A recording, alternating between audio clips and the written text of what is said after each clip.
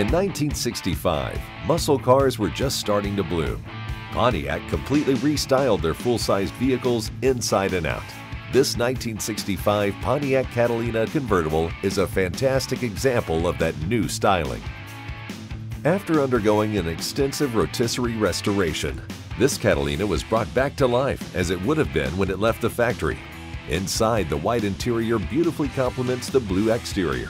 Options and accessories like special order bucket seats, original factory tachometer, and ride and handling package separates this Pontiac Catalina from the pack. Putting power behind this classic is a more than capable 421 tri-power cubic inch engine.